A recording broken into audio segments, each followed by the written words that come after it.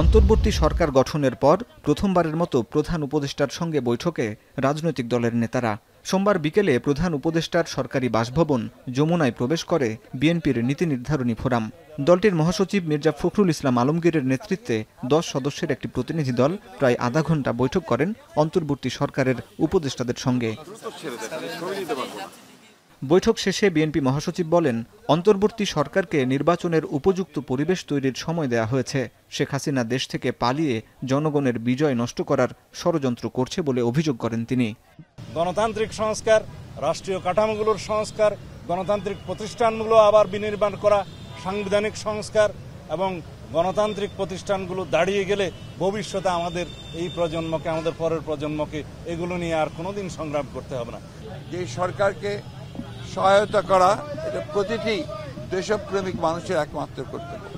আজকে দুর্ভাগ্যজনকভাবে সেই মহলটি যারা বাংলাদেশের অধিকারকে হরণ করে নিয়েছিল তারা আবার বাইরে থেকে, বিদেশ থেকে, এখান থেকে পালিয়ে গিয়ে ভারতে অবস্থান নিয়ে সেখান থেকে বাংলাদেশের যে বিজয় অর্জন হয়েছে জনগণের, সেই বিজয়কে নস্যাৎ করার জন্য আবার চক্রান্ত শুরু করেছে।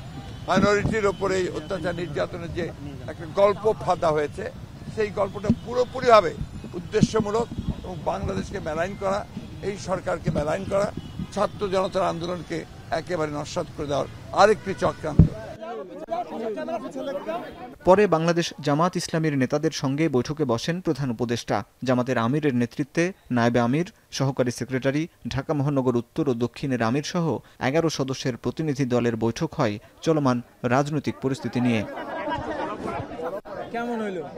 জামাতের আমির বলেন, দেশে সাম্প্রদায়িক সম্প্রীতি নষ্ট করার চেষ্টা চলছে।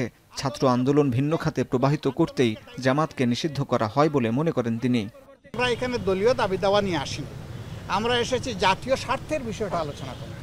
সেই জন্য দলীয় বিষয় এগুলো তো আছে, এগুলো থাকবে। আর বড় কথা হচ্ছে যে কেউ আমাদেরকে নিষিদ্ধ করে দিলই বলে আমরা নিষিদ্ধ হয়ে গেলাম, এটা আমরা মনে করি না। আন্দোলন যখন তুঙ্গে, তখন আন্দোলনকে ডাইভার্ট করার জন্য জামাতে ইসলামীকে হঠাৎ করে নিষিদ্ধ ঘোষণা করে দেওয়া হলো। এটা সারা জাতি এই মতলব বুঝে, জাতি এটা গ্রহণ করে নাই বলেই আলহামদুলিল্লাহ রাষ্ট্রের সকল গুরুত্বপূর্ণ স্তরে এখন জামাতে ইসলামী সহযোগিতা করে যাচ্ছে। 15ই আগস্ট, এই আগস্ট হচ্ছে জাতীয় বিপ্লবের মাস। আমরা আগস্ট বিপ্লব হিসেবে এই মাসকে উদযাপন করতে চাই। এটা আমাদের শোকের নয়, এটা আমাদের সুখের এবং শান্তির মাস।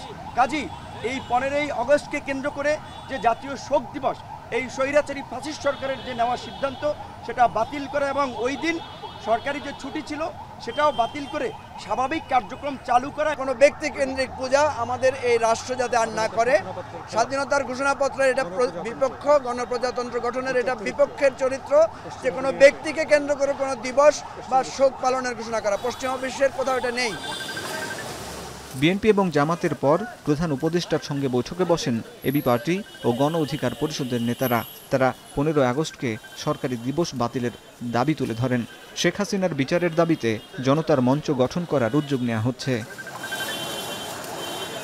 দেশের চলমান পরিস্থিতিতে অন্তর্বর্তী সরকারের প্রধান উপদেষ্টার কাছে মতামত দেন রাজনৈতিক দলের নেতারা।